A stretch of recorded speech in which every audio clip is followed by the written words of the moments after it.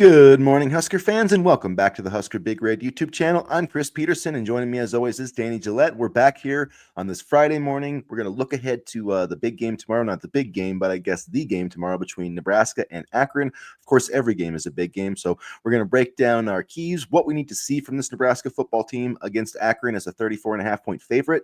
We'll offer up some bold predictions, and then we will predict whether Nebraska will, beat that spread or not. So before we get into it, please make sure if you haven't already, do us a huge favor, hit the subscribe button, hit the like button, get into the comments section. Let us know what you think is going to happen on Saturday night. We'd love to see and hear your predictions. Before we get into it, Danny, how are you doing on this Friday morning? I'm doing good. I'm ready for game day, ready to hopefully pick up the second win of the season, but nothing is guaranteed in college football. But when you look at this matchup, it appears to be very one-sided in Nebraska's favor, of course. Yeah, I mean, you can't say for sure, nothing is certain, like you said, but I would say there's a 99.9% chance that Nebraska is going to win this game on Saturday. That's what I would say. And I did write at huskerbigred.com this week. If you read, I usually have, 3 keys to the game. I kind of avoided that this week because, basically my key is if Nebraska just shows up and, plays anything like its normal game, they're going to dominate this matchup. They should. And I said that, Akron has about as good a chance of winning this game as Lloyd Christmas did of getting the girl in Dumb and Dumber, and she's like, there's a 0.001% chance. And he's like, so you're telling me there's a chance? That's the chance that Akron has of winning this game. So that's, I guess, in terms of, before we get into the keys, that's just my key for Nebraska is just to not have your bus, just get to the stadium on time. As long as you're in uniform by kickoff, probably good to go. Yeah. And I guess I'll get right into it with the keys. For me, one of the keys is the Nebraska defense stopping the run. Akron,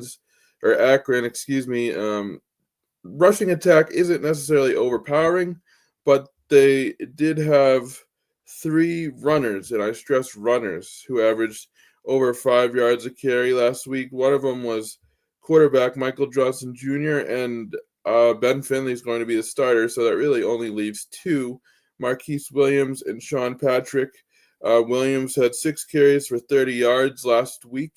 Patrick had 5 carries for 26 yards. So, and even those carries, Williams had a long of 14 yards, and Patrick had a long of 12 yards. So, just stopping the run. If there's one area where Akron can attack you, it is in their multifaceted running game, and as long as Nebraska plays solid run defense, that shouldn't be a problem.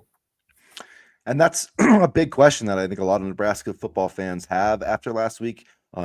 Cincinnati ran for 202 yards. I know most of those went to Brandon Sorsby, I think like 97. Mm-hmm. But the 2 running backs did have 82 yards on 12 carries, which is over 6 yards a carry. And that's not, it's not where you want to be. You want to be around 3 yards a carry. Akron averaged as a whole 3.2, but that also includes like quarterback sacks and things like that. That's one thing about college football is the quarterback sack numbers really tank your yards per carry. So it is going to be interesting to see if they do hem in both of those backs. I think the quarterback who ran 4 times last week, they're probably going to have some, run plays for him too. I mean, why not? We saw Nebraska struggle to defend the quarterback last week. So I'd expect them to kind of pull out all the stops.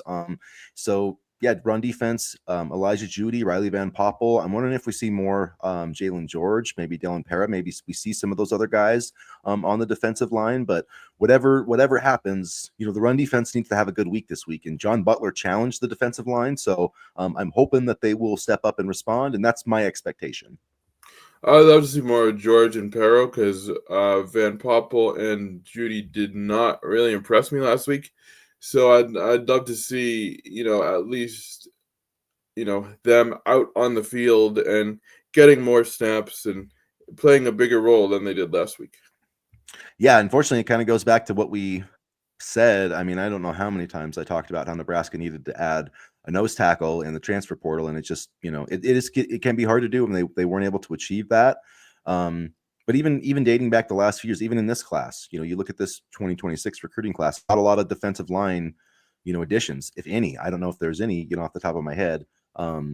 So, missed on, Titan Davis was kind of the one big time guy that they were in on, and they weren't able to land him. So, they do need to start kind of, ramping up the D-line recruiting a little bit.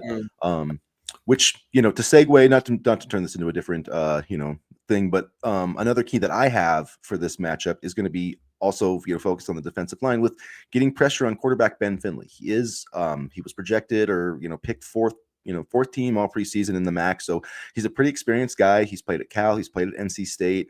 Only a 54% career passer. Limited amount of weapons, I would say, on this team, but in my estimation, the idea is going to be for him to get the ball out quickly. If they can't run the football, that's going to make it much more difficult. So it's kind of a two-pronged thing. The defensive line needs to, force those second and third and long situations. And then when they get in those situations, they need to deliver and get some hits on the quarterback. We didn't see Brendan Sorsby get hit once in the pocket last week. He didn't get sacked. He didn't get hit. He did get hurried a couple of 9 times. So, there was some pressure, but you got to hit the quarterback. Otherwise, it's just, when Matt Rule talked about his first press conference, we're going to impact the quarterback. You have to hit the quarterback to impact the quarterback. And Nebraska just didn't do that last week. And Finley got sacked 3 times last week. So, I'm not too familiar with the Akron offensive line, but I do think there are going to be some opportunities to rush the passer.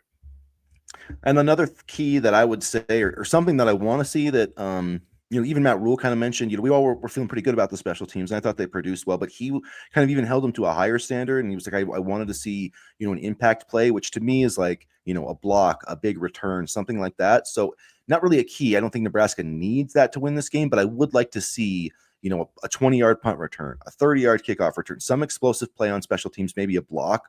Dane Key was really close to getting a block last week. So I'm hoping that the special teams can, create an impact play and kind of start to get, just make that a normal thing every single week, that they make a big play in the kicking game, which a 52-yard field goal was pretty big play last week. But that kick was good for quite a while. That was an excellent kick. And excuse me, on the subject of Dane Key just continuing to make an impact in the game, and I'll lump Isaiah Hunter in there as well. The transfer receivers continuing to make an impact in the game. They both had touchdowns. I was really impressed with Hunter, given how we weren't really sure, how he was going to show up on the depth chart coming into the season, but he played at a high level. So just building off of last week and continuing to be a weapon for Dylan Raiola. And then I guess offensively, what I would like to see, I think what everybody wants to see, more explosive plays. Only had one last week, only one play over 20 yards, which is just kind of the way that the game plan worked out and the way that the game flowed. Not, it's not the end all be all, but definitely want Dana Holgerson wants more yards per play this week, and they want to get more explosives. So if they last week they had about 350 yards. I would think the goal should be this week, 450, 500 total yards. I think that's pretty realistic, even if Raiola doesn't play the whole game. There's a lot of talent, on this backup, on the depth chart, the number 2 wide receivers. I think TJ Lateef could get a chance to play. So, I want to see the offense execute. I do, focusing on the running backs, I do want to see, Mekhi Nelson and Isaiah Mosey, Quentin Ives. So I want to see one of those guys get a legit chance to carry the ball, not like one carry on one possession in the middle of the second quarter. Like, let's see one of these guys get like 5 to 10 carries, get into a rhythm, and for the first time ever, let's see what one of these guys can do. And I hope that Emmett Johnson does not touch the ball more than like 12 to 15 times as a runner receiver. Like, keep that workload light for the next 2 weeks and save him for that Michigan game when we're really going to need him. Well, the one thing that Dana Holgerson talked to the press conference was that he wanted to see more out of the running back room. So I think that's going to happen in terms of getting more carries. Yeah, and Rules. I think everybody has kind of said that. I don't think anybody wanted Emmett Johnson to get 25 carries, but the way it was a possession game, and if one possession didn't go Nebraska's way, they could have lost. And so I do understand in that way why they kind of fed Emmett Johnson the way that they did. And he was hot. He ran, it seemed like, for positive yardage every single carry. So I get it too. Yeah, and especially in the first half, he was really hot. And then in the second half, it's like you're trying to, run the clock out, trying to get first downs. Like, are you going to, and you're trusting him to hold on to the ball? I mean, are you going to put like Nelson or Ives in that situation when that's kind of unfair to them too. So I understand why it went the way that it did. I think everybody from the coaching staff, probably to Emmett Johnson, knows like that's going to be hard to sustain that 25 carries a week. So I'm hoping that he gets, less than 25 carries. I would love to see him get fewer than 25 carries over these next 2 games. Like, we know what this guy can do. Let's not overwork him. I do want, it'd be nice to see him, get some nice stats. I do want to see him get 1,000 yards this season, but I'm worried about his impact for that Michigan game, because if there's a game where he needs to carry the ball maybe 20 sometimes, like, that's it. That's the one, Penn State, USC, like, let's save him for those really big moments. And I think that Cincinnati game was a big moment for this team. Like, make no mistake, they needed to win that game. So kudos to the coaching staff for recognizing that. But I do want to see what some of these other guys can do too. And I think these next 2 games will give an opportunity for Nelson and Mosey and Ives to really show what they can do. And I know Johnson will get his carries as well and add to his stats at the very least. So this is going to be a big week for the running backs, a big game for the running backs. Hell, a big couple weeks for the running backs. And hopefully we can, be reassured about the depth of the position. I do think this is also, these next couple of weeks are going to solidify the depth at running back and offensive tackle. It was really interesting. Matt Rule did not hesitate at all when he said Gunnar Gatula was going to be the starter at left tackle. They still have that or listed on the depth chart, so I'm not sure if Elijah Pritchett's going to get more opportunities or Turner Corcoran. It seems like they will, especially if it's a lopsided game. But I'm not sure what Elijah Pritchett's going to have to do to get himself, I guess, out of Matt Rule's doghouse, because it kind of seems like he's in the doghouse right now. And I don't want to speculate or add anything to that, so I'll maybe ask this in the form of a question. But do you think that penalty in the red zone was sort of like a culmination of him not listening or him just, not paying attention? Do you think it was, an isolated mistake, and they were just really upset that was a key penalty? Like, what do you think? Like, because I feel like that penalty, once he had that penalty, he didn't. Did he come in again? I think he did a little. I mean, looking at the snap count, he must have, because I don't remember him playing but I didn't see him as much. Yeah, I'll say that. And sometimes it's just hard. You're trying to see the play, and it could be hard to keep track of all the offensive line. I should have probably went back and checked that, but I would say I don't know if it's necessarily like him not paying attention, or I think he is making the mental mistakes though, and I don't know if it's because the offense is different and he's overthinking too much. I think just honestly, at the end of the day, I think for Matt Rule, it's an accountability issue. It's something to the rest of the team, like, because it sounds like he's been making these mistakes in fall camp. So at some point, there's got to be accountability. Like, we talked about that for years with Scott Frost and other guys. Like, if there's a fumble, and sometimes they didn't have any, but like there wasn't depth for accountability. What I mean? Like, I mean, Turner Corcoran was giving up, or whoever. I'm not picking on, but there wasn't like another option to go to. Yeah, the linemen were giving up sacks, and there was nowhere else to turn to. And even like Adrian Martinez, for example, there wasn't depth in the quarterback room to even give him a breather. Not necessarily accountability, right? So And so is Gatula. I mean, he might not be an all Big Ten left tackle, but he's a starter. He's played the position. He can handle the job. Like, you got Turner Corcoran too. So it's like, So I think mostly what it is Matt Rule, I think, sending a message to Elijah Pritchett and the entire team. Like, if you don't do your job and you continue to make the same mistakes, there will be accountability and you will not play. And so I think that's kind of where it is. And so I hope that Elijah Pritchett does get a chance in these next 2 games, because I do think he's our best tackle, just in terms of his talent and his ability. But if you're making constant penalties, like, you can't be on the field. I mean, if you have a great cornerback, I mean, Darrelle Revis was awesome, but if they were sitting there like calling pass interference because he was getting too handsy, like, it doesn't do you a whole lot of good. So kind of an interesting Darrelle Revis reference. Yeah, I don't even know where that came from, but corner, was a great Patriot for 1 year. And he tortured Tom Brady as a member of the Jets, so he was a really great corner. Revis Island. But I think, and not to, granted, these 2 situations are completely different, but Matt Rule had issues with Micah Mazuka last year, right? And those were never able to be corrected. So I'm curious to see how they handle Pritchett.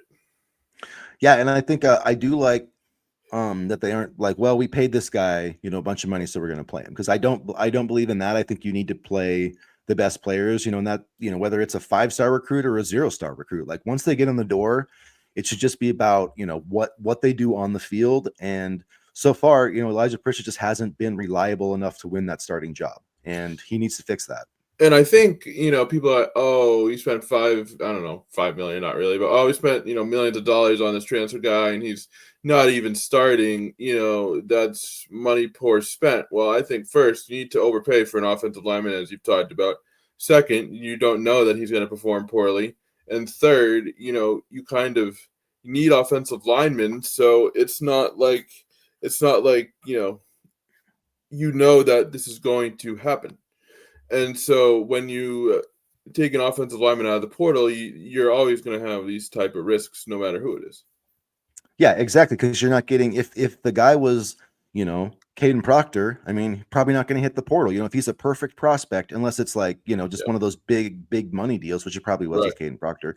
That's probably not the best example, but But I get what you're it's just saying. I get what you're saying. yeah, it's like, and so yeah, it is risky, and that's why I think you see Nebraska in this 2026 class, like they're taking more tackles because it's like, hey, we've got Claude Puma, that's great, he can be our left tackle, but you know what? If Hayden Ainsworth or one of these other guys can develop into a starting caliber offensive tackle, that could save us a lot of money in the portal. So I think it's smart. I honestly think it's smart to take like 5, 6 offensive linemen in a class because they're so valuable. They are so valuable. If Hayden Ainsworth, he's ranked whatever the heck he's ranked. If he turns into something, which he could, I mean, just think about how valuable that will be for Nebraska. So, yeah, so I think all that makes sense, and it just makes it even more important, especially on the offense and defensive line, to hit on your own recruits, because that's just like quarterback. I would say like quarterback, offensive tackle, and defensive tackle. Like if you need those positions, for one, you're going to have to pay out the wazoo, and two, like if you can't get one of the top 2 or 3 guys, then you're probably going to have to pay for risk. And so it's like, it's a bummer, but it's like NFL free agency, man. Like not every deal works out. You hope it does, but it doesn't always. So you got to make the best decisions you can at the time. And I think Nebraska did that. I think getting Pritchett was a good move. Yeah, And remember too, he does have multiple years. Like there was a lot of talk about him being a first round pick, but a projected first round pick, but he still has 2 years of eligibility. So it's not like it's 2025 or bust for this kid. right. I agree. And Matt Rule is known to develop offensive linemen, so I feel comfortable with what the staff can do as well. I feel comfortable with the direction of where this line is headed, and I feel comfortable in Donovan Raiola. I feel like he's really proven himself over the past couple weeks. And you talk about offensive linemen, and we'll talk about this a little bit. Albert Simeon is coming this weekend. Matt Erickson is coming this weekend, so they're already identifying targets for the future. And some I think what Kevin Fielder, I'll have to look at the name, but there's There's a lot. one of the top offensive tackles in the 2028 class is going to be coming. There's been talk about Kennedy Brown, the number 1 offensive tackle in 2027, coming in for another visit this fall. So they're definitely making headway, or they're doing their best at those offensive line positions. So hopefully, they start getting some more wins, and I think that will help. And with a guy like Albert Simeon, to get him in on a game day visit this early, I Mhm. think is a really big deal. I mean, Yeah, this is junior season. He's already visited Nebraska twice. This will be 3. So then if you get him back in the spring, that's 4. And then you get him back on an official visit for the summer, that's 5. That's how you win a big time recruitment right there. and you already have Trey Taylor and Torrey Pittman to sell in this class as commits, so that Yep. helps too, I think. And then if you add on to that, if Nebraska wins, 8 to 10 games this year, whatever it is, if they take a step forward, make more progress, it's just going to be easier and easier for for this program to sell itself to recruits like Albert Simeon. So should we do a score prediction for Akron? I know we got on the subject of offensive lineman and we kind of spiraled there. Well, Or bold predictions. let's do our bold predictions, and then we'll give you our predictions against the spread. So yeah, go. Do you want to start? Or do you want me to go first with the bold I'll predictions this week? start. Nebraska will rush for over 100 yards, but it won't be just Emmett Johnson. It'll be Nelson and a little bit of Mosey. I think Mosey's still trying to figure out the running back position and at the collegiate level, and I think he'll have maybe 20 yards or so. But I think the combination of Johnson and Nelson will quite literally carry the day. Yeah, I believe I'm going to have a similar prediction with the passing game. I think Nebraska's going to exceed 300 yards passing. I don't think Dylan Raiola is going to get enough time in the game to do it himself. I think he's going to have maybe two. I think like sort of like the I believe it was the UTEP game last year. He had about 200 some yards early in the second half. I think we're going to see. I'm predicting multiple explosive plays in the first half. I think we'll see a pass of over 40 yards. I think we'll see a pass of over 20 yards. I think we're going to see an over 40-yard touchdown, whether it's to Dane Key or Mills or somebody, maybe an Isaiah Hunter. But I think we see like one of those big plays. And then I think we're going to see TJ Lateef come in, do a good job in the second half, maybe throw a touchdown pass, but over 300 yards total passing. And we all get some explosive plays this week from the Husker passing game. That would be nice. And speaking of explosive plays, I'm going to say that Luke Lindenmeyer gets his first touchdown grab of the season. He was very close last week, and he had a really good game, and I expect, his stellar play to continue. So I'm thinking a touchdown grab for Lindenmeyer.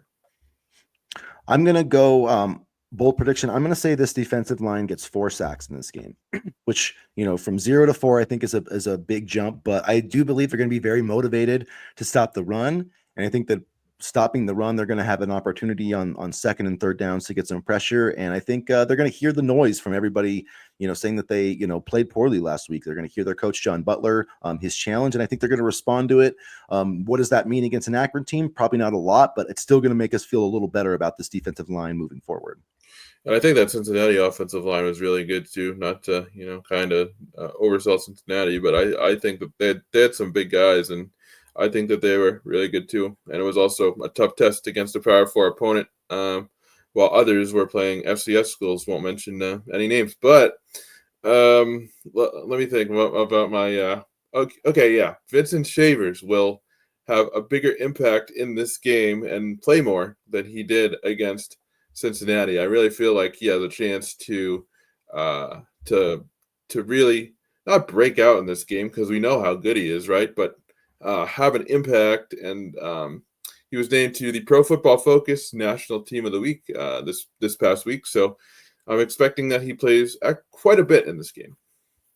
Yeah, he's one guy. I do not understand. I get he was dealing with a hamstring injury and whatever, but it's like, okay, he was ready to play though, right? He was healthy enough to play. So in my mind, there's no reason that any linebacker on this team should ever have more snaps than Vincent Shavers. He should always be on the field, frankly, unless the man is hurt or unless he like desperately needs a breather. Vincent Shavers should be on the field 100% of the time. Javin Wright and Marcus Watson-Trent are not on the same level as him. They just aren't. They're just guys. And I'm not trying to be, talk down on them. They're good players. They're solid players, but they're not impact players. Vincent Shavers is the most impactful player on this defense. And I mean, the fact that he only played 29 snaps last week to me, just, maybe it was a health issue, I guess, but to me, it's like, I don't buy that. If you're healthy enough to play 29 snaps, I think you're healthy enough to play 50. And I just think he's too good of a player to not have on the field. And for some reason, I don't know, the staff at times, I don't know why they don't like to play the best players, but in my opinion, that's what's happening here. And Vincent Shavers, he's just too good. He's got to be out there all the time. Yeah, and I feel like honestly, Wright and Wright especially offers a little bit more in terms of coverage. I think Shavers is good, like as a pass rusher and as an open field tackler, but I could definitely see why they wanted Wright maybe out there a little bit more. Watson-Trent, I'm not too sure, but Wright at least provides the coverage, and in a game like this, you do want your veteran players. So I understood it. If he doesn't play a lot on Saturday, then I'll be a little bit more worried, but I kind of get why things went the way they did against Cincinnati, just overall speaking, from the offensive game plan to, what they did defensively. Yeah, I mean, I do think Javin Wright is good in coverage. But Shavers did have the best coverage. He had the best pass rush grade. He had the best coverage grade in the game against Cincinnati. Among the linebackers, he also forced the turnover. So I think that Watson-Trent and Javin Wright need to be playing on him. And I'm not saying that Vincent Shavers can play every snap. I mean, he's probably going to, obviously have to sub out a little bit, sort of like the running back position. But I truly feel like, I've been wanting this defense to have impact players, and they just haven't had very many. I mean, and like Ty and Nash were both good, and they were impact players, but like Vincent Shavers, without him, they don't win that game. Without that forced fumble and that touchdown, they don't win that game. And so it's like, he's too good, and like every single play that he's out there, there's a chance like something of that happening. You know what I mean? And so he just Yeah. needs to be out there more. But not that the other guys are bad players. They're not. I mean, Marcus Watson trained as a tackling machine. Javin Wright, I mean, he used to play the nickel role, so he is very good in coverage, and he can be a pass rusher too. So I'm not saying that those guys don't need to play. It's just a matter of Vincent Shavers is so good. It's Yeah. hard for me to see him not being on the field. But Yeah. anyway, I get you. Yeah. my last bold prediction, and one thing I really liked last week, 2 takeaways from the defense. I think they're going to get multiple takeaways again this week, and I think that's going to be kind of a staple of this John Butler defense. Last year we were, like 1.2 takeaways. If we could get that up near like 1.8, 1.9, I think after this week we'll be still averaging 2, but multiple takeaways again this weekend by the Black Shirts. I like that, and you saw that kind of aggressiveness, kind of, not rear its ugly head, but rear its head, and they were able to play at a high level. I guess my last bold prediction here is that Williams Nwaneri will have a sack on Saturday, and there were times against Cincinnati where he was very close. You saw him on the corner of your screen, and he kind of came off the edge a little bit, and he was active and involved in the plays. He just couldn't get there. Kind of like you were saying about the 9 pressures, but no sacks. So I think he'll have a sack on Saturday. Yeah, I could definitely buy that. He's the guy I was thinking of when I mentioned those 4 sacks. So right there with you on that prediction. He did lead the team, I think, with 3 quarterback hurries. So he Yeah, did he was impressive. So I would love to see him just kill the quarterback this week. I mean, not literally, but I would just love to see him come around the edge. I mean, you know what I mean? Just yeah. not enough to get a targeting penalty, mind you, but I just want to see him come around the edge and just like that too, where they just like bear hug and smack him to the ground. Like, Although nowadays you get a target penalty for breathing on a guy. So that's true. Yeah, I hate the old like flag for playing Yep. football. Up, tackled him too hard. It's And like, and we'll see if we can figure out what a catch is this week. That's the other thing that drives me crazy. yeah, I don't know what targeting is. Honestly, I have no idea what targeting is, and I don't know what a catch is. So Nope. we'll Nope. we'll see. So final predictions against the spread. It's looking Oof. it's still, I believe, held at 34.5 points. It hasn't really moved down. Sometimes you see people kind of betting one way or another. It is a hefty spread, 34.5 points. And like I said earlier this week, a lot has to go right for you to do that. You can't really have a ton of turnovers. You can't be kicking too many field goals when you need to score 42 points to cover the Right. spread. Not that Nebraska cares at all. I don't think they give 2 craps about it, but we don't have much else to talk about. So we're going to make our predictions. And I guess the spread did come down to 33.5 points. So do you think, Danny, with your final prediction, Nebraska is going to win this game by 33.5 points? No, they're going to win easily, though, 34-10. I think at some point it becomes just protecting your players and not having your starters. If they had their starters out the whole game, which I don't think they will, then maybe, yeah. But like you said, they don't give a crap. It's going to be 34-10. And one kind of leaky play defensively and a field goal will do it for Akron. I think I'm going to go and say they do beat the spread 45-10. And my reasoning is that I just think the 10. talent. What was that? We both have 10. That's interesting. Yeah, 10. I really don't see Akron scoring more than twice, honestly. Like, they scored 0 last. I mean, it's just kind of law of averages that they'll get on the scoreboard, but it wouldn't surprise me at all if Nebraska shut these guys out. They'll probably score like a garbage time touchdown in the second half. However, I think like Raiola probably gets pulled in the early third quarter, but I think that they're going to give. I think the difference in like maybe this game from like last year when they couldn't quite get over the spread in one of these matchups is TJ Lateef. I think will help this offense, and they've got guys like Quinn Clark, Keelan Smith, and I think Holgerson will be aggressive, and so I think Matt Rule will just let them get enough points that maybe like they score a little bit in the second half to get to that 45. But it is a dicey proposition, but I'm gonna put my money on the Huskers this week.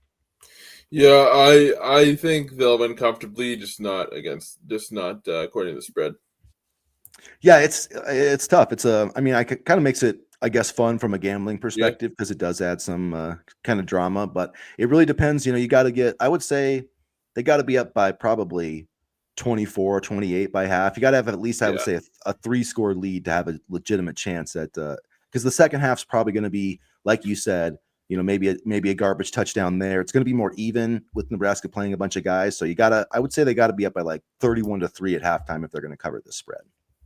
I agree. I'm just taking a look at some odds right now for this game on DraftKings really quick. Let's see. Do they even have? I think they had something earlier this week, but it can't be much. Can't be much different. But anyway, yeah, I don't think they'll cover this spread in my opinion, but they'll win comfortably. And the over-under is 47.5. So, I mean, I think that will get hit. But again, that's going to be tight. It's going to be mostly dependent on Nebraska because I don't think Akron's scoring many points. So, Yeah. So we'll see how that works out. Going to be some other, not as many interesting games this week, but Nebraska, Oklahoma, which is going to be happening at the same time as our game, or not, excuse me, Michigan, Oklahoma. I wish we were kind of playing Oklahoma, but not today, not this week, I guess. But that would be a fun early season game for Nebraska to have. And they've had it before, back in what, 2021? Yeah, 2021 Yeah, and 2022. Yep. I'd like to forget the 2022 game. Actually, 2021 as well, because we probably should have won, but missed like a million field goals. I remember that. Yeah, I remember that was basically the story of the 2021 season. Probably should have won, but probably should have won, but did not. So yeah, that is the if you were going to define the 21 season with one sentence, that would be it, Danny. Probably should have won, but we had Dylan Gabriel for 2022 because I think he was at Oklahoma at the time, and that was just a blowout. Yeah, it kind of everyone was on the Spencer Rattler train for a while, and we kind of stopped that after the Nebraska game. The hype kind of went away for Spencer Rattler. That was Mickey Joseph's first game as interim head coach, I think, that year. No, I'm talking about the year 2021, the Frost year. Okay. But you're right that was the first game for 2022. Yeah. And then we came out, and I think Trey caught a touchdown from Casey, and we went up. It was like a 40-yarder, and we went up 7-0. And everybody was like, "Let's go!" Yeah. And then we ended up losing like 49-7 or something. Yeah, it was just it did not go well after that. But we did have that one fleeting moment where we were like, maybe we'll beat Oklahoma. But anyway, I digress. So yeah, so so be some other interesting matchups in college. Iowa State. Oh yeah, that'll be a good one to watch. I guess that'll probably be what I'll be watching in the afternoon tomorrow, since there's not a lot of other marquee games. The Mark Bernowski redemption game. Yeah, we'll see if he gets to 100 yards this week, guys. The greatest quarterback in the country, best QB1 in all of college football, according to Iowa fans. People are saying be worried about him and whatever. I'm not worried about him. What worries me about Iowa is what always worries me. It's taking care of the football. It's just not. Iowa makes you do dumb things. And if you don't do dumb things against Iowa, you usually win the game. So just don't fumble the ball. And if we just don't turn the ball over on our game-winning drive this year, as we've done the last 2 years, we'll probably be okay. And 3 out of the last 4 years, right? Yeah. Well, I mean, it seems like I know blew a lead in 2021, 2022 field goal. 2020. I'm just trying to think. No, 2022 we won. That was the Mickey Joseph one in Iowa. Yeah, 2021.